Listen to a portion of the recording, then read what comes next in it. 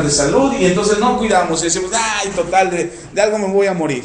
Y no tenemos cuidado de nuestra salud. Hasta que ya sucede algo, hasta que algo pasa, algo ya grave, algo de verdad que amerita nuestra atención. Y entonces ahí es cuando nosotros decimos, híjole, ahora sí, tengo que tener cuidado. Y entonces reaccionamos a las circunstancias. Si no pasara nada, nos seguiríamos así hasta nuestro lecho de muerte. Cuando nos hicieran un estudio ahí, los médicos para analizar dirían, ay, no tenía cuerpo adentro, tenía un montón de cosas, menos órganos, ya todo estaba deshecho. Porque no cuidamos nuestra salud. Pero cuando ya el médico nos advierte y dice, hey, cuidado porque te estás pasando de peso, cuidado porque tienes el azúcar cerca del límite ya para que te dé diabetes, estamos en hipertensión y ten cuidado con esto, y entonces reaccionamos, tomamos una medida consecuente de una circunstancia. No actuamos. Si nosotros actuáramos, no esperaríamos a que hubiera consecuencias, solamente actuaríamos cuidándonos desde el principio. Pero como no nos cuidamos, entonces nuestra salud se va deteriorando y hasta que el médico nos advierte, usted tiene esto, es propenso a esto, usted está orillándose a tener este padecimiento, entonces reaccionamos. ¿Sí me explico? Dios no reacciona, hermano. Dios no está reaccionando a lo que pasa. Híjole, es que tiene problemas. Híjole, es que le está pasando esto. Híjole, es que... Y entonces Dios tiene que tomar una medida alterna porque, pues no, es que no esperaba que eso pasara.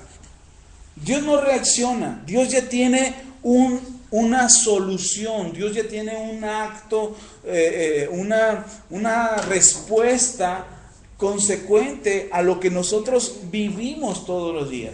A Dios no lo agarramos por sorpresa, a Dios no le sorprende lo que a nosotros nos está sucediendo. Él sabe que en el momento en que tomamos una decisión, tendrá consecuencias. Él está esperando que nosotros tomemos la decisión correcta.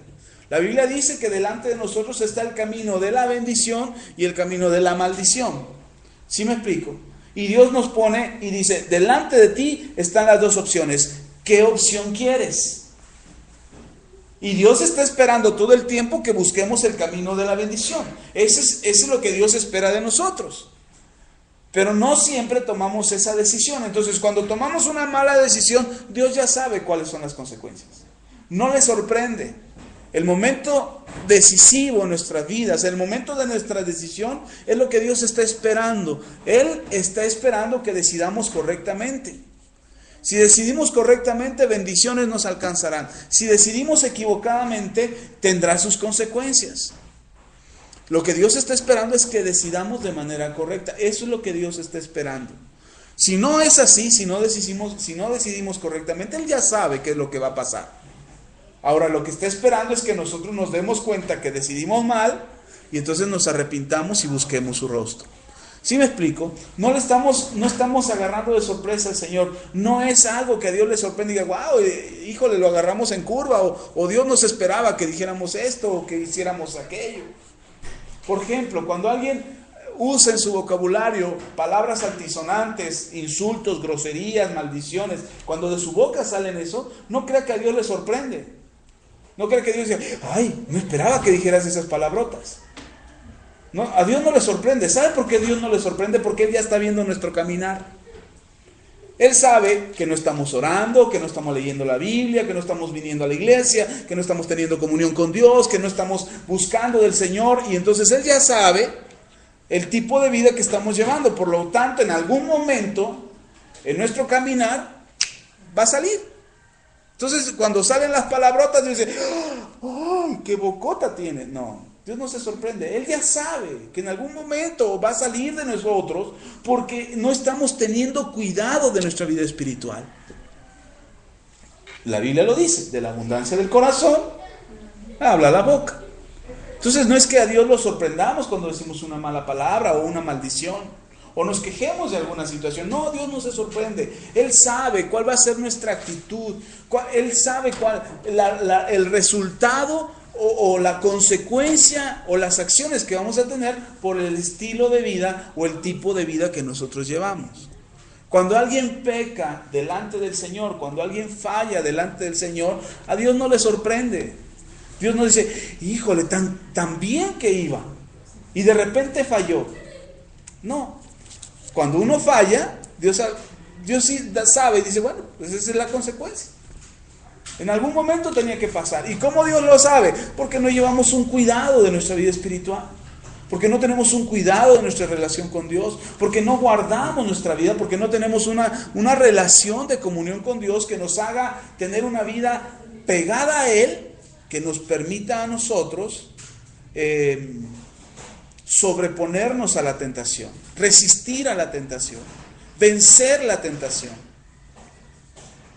Por eso la Biblia habla de que aquel que vence la tentación recibirá una corona, una recompensa, un galardón de parte de Dios.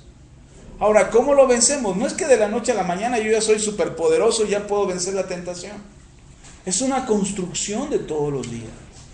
Es una construcción que se va haciendo cada día para tener una vida mejor, para llevar una vida más agradable para Dios.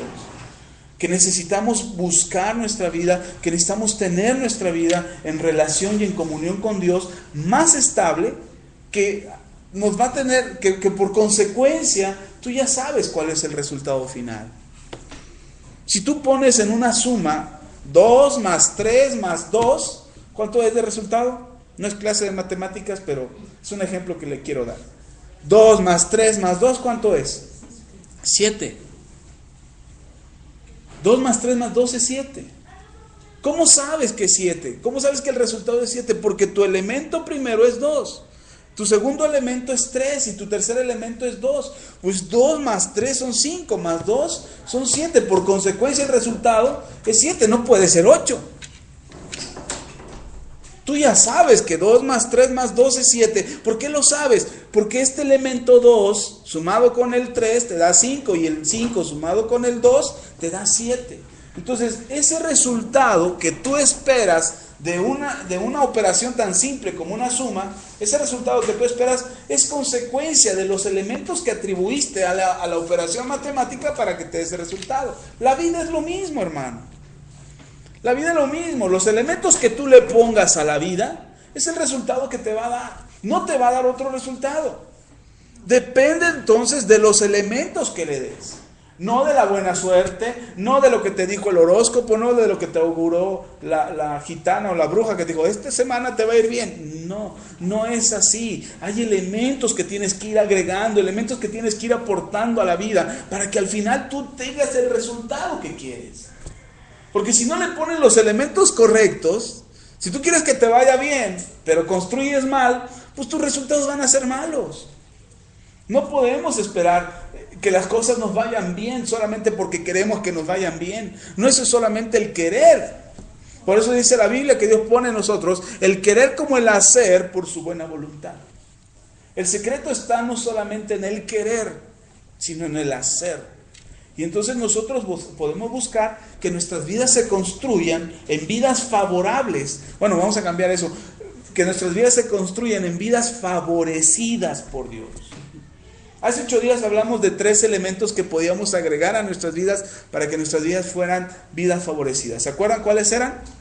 Hablamos primero de Abraham. Empezamos en Abraham. Dijimos que antes de Abraham había otros hombres favorecidos por Dios, pero empezamos en Abraham. Empezamos la historia en Abraham y los elementos que encontramos de Abraham para acá. Entonces empezamos en Abraham. Dijimos que Abraham tenía ¿qué? Fe. Una fe que atrae a Dios. Luego dijimos, después de Abraham hablamos de su hijo Isaac. Y dijimos que Isaac tenía obediencia. Entonces estamos hablando de que Abraham le aportó a su vida para ser un favorecido de Dios, aportó fe. Isaac aportó a su vida obediencia. Después nos encontramos con Jacob, que Jacob pues no era ni muy obediente ni de mucha fe, pero era un hombre perseverante. Y Jacob tenía perseverancia y eso también contribuyó a que Dios le favoreciera. Ok, ¿sí estamos hasta ahí? Bien, estos son los 3 elementos que vimos hace 8 días. A los que nos escuchan en la radio, necesitan escribirnos a nuestro correo electrónico porque no los hemos podido subir a la radio, pero si usted los quiere y usted quiere tener esos audios, escríbanos a nuestro correo electrónico y nosotros se los haremos llegar. Bueno, regresando al tema, ese fue un pequeño comercial para nuestros patrocinadores. Pero Entonces esos son 3 elementos que hemos visto hasta ahora. A ver si nos da tiempo de ver hoy los otros 9. Pero si hace 8 días apenas nos dio tiempo para ver 3, entonces probablemente este día solamente alcancemos a ver 3 elementos más. Y bueno, si no terminamos, seguimos dentro de 8 días. ¿Cuál es el propósito de esta enseñanza, hermano o hermana? Que nosotros seamos favorecidos, que tengamos una vida con el favor de Dios. Que si el favor de Dios está contigo, las puertas se te abran. Que si el favor de Dios está contigo, tengas fuerzas cuando eres débil. Que tengas ánimo cuando el ánimo se va. Necesitamos una vida favorecida por Dios. Nosotros mismos, a nuestras propias fuerzas, nos hemos dado cuenta y nos hemos percatado que no lo podemos todo. ¿Se ha dado cuenta de eso? Yo sí. Yo me he dado cuenta de que por más que me esfuerzo en mis propias fuerzas, no logro lo que me propongo. Sin embargo, cuando Dios me favorece, cuando Dios está conmigo y Dios me favorece, entonces el respaldo de Dios hace que parezca que fuerzas que no tenía vengan, que decisiones que eran incorrectas se corrijan, que el estado de ánimo que yo tenía decaído, deprimido, bajo la guardia, se fortalezca en Dios y yo tenga otra actitud y entonces enfrente las situaciones que aún parecen más adversas para mí. Entonces necesitamos el favor de Dios, necesitamos ser favorecidos de Dios. Entonces hemos decidido cambiar esa palabra de soy un favorito de Dios por soy un favorecido de Dios. Amén. Y eso ¿eso cómo lo sabemos? Porque Dios nos pone oportunidades, porque Dios nos pone ayuda, Dios envía respuesta, Dios abre puertas cuando parece que no hay, Dios multiplica lo que parece que no tenemos. Eso es el favor de Dios. Entonces vamos a continuar el día de hoy con este tema, la parte número 2 del tema de ser un favorecido de Dios, o un favorito o un favorecido. ¿Qué quiere ser usted? Favorecido, porque favorito no está en la Biblia, favorecido sí. Entonces vamos a hablar hoy de otros 3 elementos. Primero, nos quedamos con Abraham, que tiene fe, nos quedamos con Isaac, que tiene obediencia, nos quedamos con Jacob, que es perseverante. Vamos a lo que sigue. Hay otros, después de Jacob hay otros personajes, sí, pero me gusta mucho lo que le pasa a José. Y hemos hablado en 2 reuniones pasadas acerca de José, de todo lo que le sucede a José, así es que no voy a entrar mucho en la historia de José, pero sí voy a hablar del elemento que José aporta. José tiene paciencia. José es un hombre paciente. José tiene una promesa de parte de Dios. ¿Cuál es la promesa? Que iba a ser importante en su casa, que iba a ser el mayor de toda su casa, aún más que su propio padre y aún más que su madre. Usted conoce la historia de José. José es el hijo de Raquel y de Jacob. Es el hijo que más ama a Jacob por ser el hijo con la mujer que él ama más. Y a pesar de que Jacob tiene 10 hijos antes de José, José se vuelve el favorito, además de ser el hijo que tiene en su vejez. Lo distingue Jacob entre todos los hermanos, lo distingue con su favor hacia su hijo, lo distingue con su atención hacia su hijo, le pone una túnica de colores. Sus hermanos se enojan contra José y están enojados contra él, se deshacen de él. Ya se recordará usted, lo venden como esclavo los ismaelitas, de ahí se va a Egipto, en Egipto lo compra Potifar, se vuelve esclavo de Potifar. La esposa de Potifar le arma un escándalo a José, acusándolo de acoso y de abuso de confianza. Lo meten a la cárcel sin juicio, sin nada, se va directo a prisión. En prisión Dios lo favorece nuevamente y se vuelve el principal en la casa del carcelero o en la prisión, se vuelve el administrador de la prisión. Le dan las llaves de todas las cárceles, de todas las celdas. Él puede entrar y salir, no se escapa de Egipto, no se escapa de la prisión, él se queda ahí y continúa sirviendo al Señor. Y de ahí Dios lo toma a ser el segundo de Faraón, a ser el secretario de Estado en Egipto, a quedarse a cargo de todo Egipto, de ser el que decidía sobre todo Egipto. Él al final le dice a sus hermanos, lo veíamos en unas reuniones atrás, le dice a sus hermanos: yo estoy aquí aún como padre de Faraón, o sea, soy el mandamás de Egipto.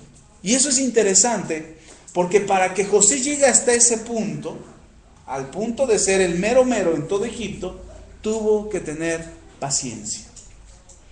mucha paciencia. Porque no fue de la noche a la mañana. Dios no se lo dio, cuando le dio el sueño cuando era un jovencito de 17 años y el sueño se cumplió hasta que tenía como 34, 40 años. Entonces, no fue cuando Dios le habla y le dice, voy a hacer de ti la persona más importante en toda tu casa, porque ese es el sueño que Dios le da cuando le habla de las espigas y cuando le habla de las estrellas. Le está diciendo a José, te voy a hacer la persona más importante en toda tu casa, en toda tu familia, más incluso que tu papá y que tu mamá. Ahora, no le está diciendo cualquier cosa, piense en Israel, en Jacob, perdón.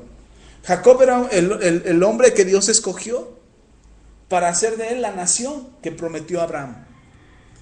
12 hijos, 12 tribus, una nación, y le cambia el nombre de Jacob a Israel. Hoy conocemos a los hebreos que pertenecen a la nación ¿de quién? De Israel. Entonces, ¿es importante Jacob? ¿Es importante Israel? Claro que sí, es muy importante para toda la nación de Israel. Para todos los hebreos, Jacob es el patriarca que Dios usó para crear toda una nación. Pero Dios le dice a José, vas a ser más importante aún que tu padre. Con toda la importancia que tiene Jacob. Pero se lo dice siendo un jovencito. La paciencia de José es lo que hace que el favor de Dios sea sobre José. Que José aprende a esperar en Dios. José aprende a confiar en Dios. José aprende a depender de Dios y a hacer todo para la gloria de Dios. Esa paciencia que José muestra es lo que permite que Dios use a José como el segundo de Faraón. Esa paciencia le hace aprender y le hace adquirir sabiduría. La sabiduría no viene por la impaciencia. La sabiduría viene por saber esperar en Dios, saber confiar en Dios, saber los tiempos de Dios y hacer que el mover de Dios sea a favor nuestro para decidir correctamente.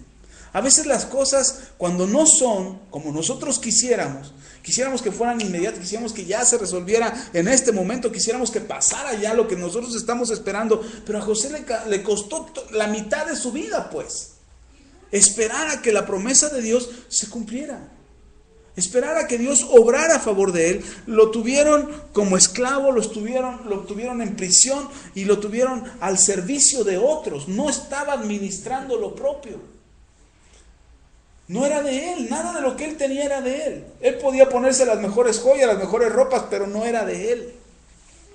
Sin embargo, él esperó pacientemente en Dios para que él fuera perfecto y cabal. Me gusta cómo lo dice Santiago. Lea conmigo ahí en Santiago. Es un pasaje que hemos leído constantemente muchas veces, pero en Santiago capítulo 1. Me gusta cómo lo dice el apóstol Santiago. Y eso nos va a servir a nosotros para entender la paciencia de José.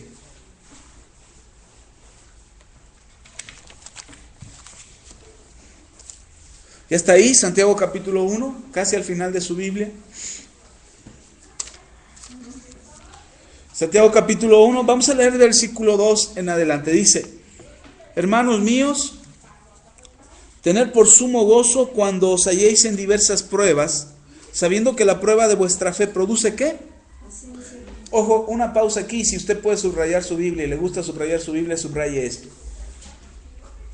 Dice, sabiendo que la prueba de vuestra fe produce paciencia. Ojo, Dios dice que Él prueba, ¿qué prueba? Nuestra fe. ¿Qué es lo que prueba Dios? Nuestra fe, hermano. Él no prueba tu dinero, Él no prueba tu salud, Él no prueba tu familia, Él no prueba tus bienes, Él no prueba lo que tú tienes, Él prueba tu fe. ¿Por qué Dios prueba la fe? ¿Por qué no está probando tus huesos, tus músculos, tu salud? ¿Por qué no está probando eso? ¿Por qué Dios prueba tu fe? Porque es tu fe lo que te hace ser mejor. Es en lo que tú crees lo que te hace ser mejor. No es lo que tú tienes lo que te hace ser mejor. A veces pensamos, es que tengo la mejor casa, es que iba a decir carro, pero no, es la mejor casa. Creemos que por tener la mejor casa somos mejores. O creemos que por tener el mejor carro somos mejores. No, hermano, Dios no prueba los bienes materiales para hacerte mejor. Dios prueba tu fe, lo que tú crees, tus convicciones. Dios prueba tu convicción. Lo que tú decidas creer es lo que tú eres. Lo que tú piensas respecto de ti es lo que tú eres. Yo les he enseñado aquí que lo que nosotros pensamos es lo que nosotros somos.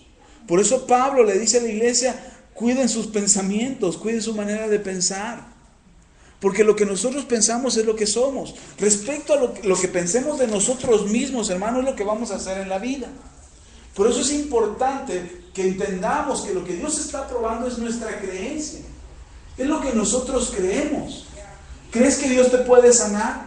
¿Crees que Dios te puede prosperar? ¿Crees que Dios te puede ayudar? ¿Que Dios puede restaurar tu vida, tu casa, los tuyos? ¿Crees que Dios puede hacer algo por ti? ¿Crees o no crees? Si tú crees, tú confías que lo hará. Si no crees, pues podrás confiar en tus provisiones, en tu habilidad, en tu destreza, pero no estás confiando en Dios. Eso es lo que Dios hace, probar nuestra fe, probar lo que nosotros creemos. El problema es que cuando es probada nuestra fe, lo que va a arrojar no es una respuesta, hermano. Es decir, cuando Dios prueba tu fe, no va a arrojar la respuesta que esperas. Cuando Dios prueba tu fe, lo que va a arrojar en tu vida, ¿qué es? Dice ahí, paciencia. Cuando Dios prueba lo que tú crees, cuando Dios prueba tus convicciones, lo que va a arrojar en tu vida va a ser paciencia. Híjole, uno quisiera la respuesta. Uno quisiera que cuando Dios nos probara, después de la prueba viniera la respuesta. No, porque cuando tú eres probado en tu fe y dices, bueno, yo confío en Dios, yo voy a esperar en Dios, voy a creer que Dios puede hacer algo a favor mío, a favor de los nuestros, a favor de nuestra casa, de nuestros bienes, voy a esperar, voy a confiar en Dios. Y tú empiezas a confiar en Dios y quisieras que la semana ya estuviera la respuesta.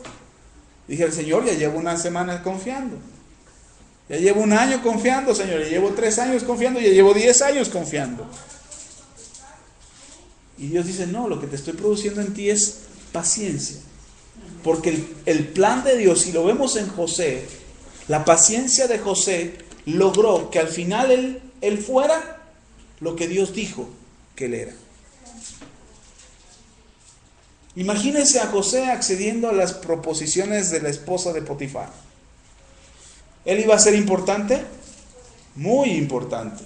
En Egipto, Potifar era un general de los más importantes de Egipto. ¿Ah? Dios solamente se hubiera quedado mirando a José, le hubiera dicho, José, eso no es lo que yo quería para ti. Y José hubiera dicho, Señor, pero ya soy importante. Más que mis hermanos y más que mi papá. Soy el amante de la esposa del general. Y seguramente cuando se muera el general, pues el que va a quedarse a cargo va a ser yo. Él hubiera pensado de esa manera. Pero José dijo, no, esto no es lo que Dios me está dando. Dios tiene algo mejor. Y uno hubiera dicho, pues le hubieran hecho un juicio justo ahí, hubiera sido la esposa, hubiera salido como la mala. Pero José no tuvo chance ni de decir pío, no se pudo defender. El juicio fue contra él y lo metieron a prisión y tuvo que esperar todavía en prisión otros años. Y tuvo que ser paciente y esperar. Cuando llegó el tiempo de Dios, no se quedó como el segundo frente de la esposa de Potifar, sino se quedó como el mero en todo en Egipto. ¿Hay una diferencia entre uno y otro? Sí. Ser el amante de la esposa de Potifar eran sus fuerzas. Ser el segundo de Egipto era el favor de Dios. Le costó más tiempo, o sea, no crean que cuando pasó la prueba de Potifar, que José se mantuvo íntegro con Dios y mantuvo su fe y dijo, yo voy a creer lo que Dios dijo, al otro día ya estaba como el segundo de Egipto. No, pasaron varios años. Pero él siguió esperando y confiando en lo que Dios habló a su vida. Confiando en lo que Dios le dijo, tú vas a ser importante. Más importante que tu padre y más importante que todos tus hermanos. Tan es así que cuando los tiempos de hambre, los tiempos de sequía, la familia de José vino a buscar su ayuda. La fama de Jacob, la fama que Jacob tenía como un hombre favorecido por Dios y bendecido por Dios, menguó, se hizo menos. Era un hombre necesitado como todos los pueblos de alrededor. Sin embargo, por causa de que José estaba como un segundo al mando en la casa de Faraón, fue que toda la nación de Israel se salvó de morir de hambre y de morir en la sequía. Hermano, cuando Dios prueba tu fe, está probando lo que tú crees. Lo que va a arrojar la prueba de tu fe no es la respuesta a tu petición. Lo que va a arrojar la prueba de tu fe es paciencia. Pero la paciencia que Dios produce en nosotros no es una paciencia de ser pacientes. O sea, no es de que vas y te aguantas hasta que te toca la consulta y pues te tienes que aguantar y ya. O sea, soy paciente, me tengo que aguantar, pues ya qué. No, la prueba de tu fe que produce paciencia es una paciencia que Dios pone en ti. Es diferente. Mire, ¿cómo es esta paciencia que Dios pone en ti? Dice, versículo 4, ahí estamos en Santiago capítulo 1, versículo 4. Dice, mas tenga la paciencia su obra completa para que seáis como perfectos y cabales, sin que os falte cosa alguna. Bendito sea el Señor. O sea, la paciencia que Dios produce en nosotros, hermano, nos hace como perfectos y cabales. ¿Qué es perfecto? Sin falla. Me gustó eso. Sin tacha. Sin error. Sin falta en tu vida. Que eres íntegro, de una sola pieza. ¿Qué es lo que está buscando Dios al probar tu fe? Hacerte perfecto. Y por eso me gusta lo que dice Pablo cuando dice que lleguemos a la estatura del varón perfecto que es Cristo Jesús. ¿Cuál es nuestra medida? La perfección, hermano. ¿Hacia dónde vamos nosotros? Hacia la perfección. Nos han enseñado a nosotros a decir, no, nadie es perfecto, todos se equivocan. Perfecto es solo Dios. No, la Biblia dice que yo voy camino hacia allá. ¿Ya lo logré? No. Dijera Pablo, todavía no llego, voy para allá. No pretendo haberlo ya alcanzado, dice Pablo. Ahorita les voy a explicar eso. Se los expliqué el viernes a los que estuvieron ahí en la casa, los expliqué el viernes, pero quiero explicárselos hoy, porque tiene que ver con nuestro avance. Entonces, la paciencia que Dios quiere producir en nosotros va a producir, ¿qué? Perfección, pero también cabalidad. Una persona cabal es una persona de una sola pieza. Es una persona íntegra. Decían hoy en la reunión que les decía que tuvimos ahí en la unidad, decían unos vecinos, bueno, es que si no nos dan el permiso, le pasamos una lana a los del municipio para que nos agilicen el permiso y nos den el permiso de cerrar la calle. Yo le digo, pues más en contra estoy de ustedes. Digo, porque cuando nosotros participamos de la corrupción, las cosas que se hacen mal terminan mal. Es como decirle al diablo, ¿sabes qué? Tú te encargas de mi seguridad. Entonces, precisamente, probablemente en algún momento participamos de corrupción, probablemente en algún momento participamos de mentira, de engaño, de fraude, probablemente en algún momento participamos con alguna mentira, con algún engaño. A veces los papás le decimos a los hijos, no, ahora para tal día te lo compro, llega la fecha y no le compramos nada. Estamos mintiendo, estamos siendo faltos de nuestra integridad. Aunque digamos, es que no me alcanzó, pues entonces no te comprometas. Precisamente de eso se trata la paciencia, de que seamos perfectos y cabales. Es decir, yo te voy a prometer algo, hijo, tengo una promesa para ti, viene tu cumpleaños, te lo voy a prometer, pero voy a ver mis fuerzas. Si lo puedo cumplir, te lo prometo. Si no, sabes que no te lo prometí, pero ya ahora ya tengo la posibilidad y te lo doy. Ahora sí, pero no comprometo mi integridad. Tenemos que aprender eso. Mis hijos son bien inteligentes. Cuando decimos, ahora vamos a ir a comer a tal lado, no sé, se nos antoja algo, y decimos, ahora que vayamos vamos a ir a comer a tal lado. Y mis hijos me dicen, ¿cuándo, papá? Y de repente, antes se me salía y decía, no, pues como en un mes. Contaban los días. Cuando llegaba la fecha, papá, ya pasó un mes. ¿Y un mes de qué? Pues de que dijiste que íbamos a ir a comer. Yo dije, sí, tú dijiste, y dijiste así, así, así, así. Dije, no, pues lo siento, no. No podemos. Entonces ya aprendí. Ya mejor cuando se me ocurre algo me callo. Y cuando tengo las posibilidades, mejor, ¿qué creen? Podemos hacer esto, vamos a hacerlo. Tenemos que aprender a ser cabales, de una sola pieza, a comprometernos a algo y cumplirlo. No estoy diciendo, como dice Pablo, que yo ya soy, así como se lo estoy diciendo a usted, y a lo mejor usted dice, híjole, esto es para mí. No se crea, también es para mí. Porque tenemos que aprender acerca de la cabalidad. Tenemos que aprender acerca de la integridad, de ser una sola pieza. Tenemos que aprender a movernos y a conducirnos en una sola pieza. ¿Por qué? Porque Dios está buscando eso en nosotros. Que seamos, ¿cómo? Perfectos y cabales. ¿Y qué va a producir eso? Que no nos falte nada, cosa alguna. ¿Nos hace falta algo? Sí, hay cosas que todavía nos hacen falta hoy en día. No sé usted, pero a mí todavía hay muchas cosas que me hacen falta. ¿Y eso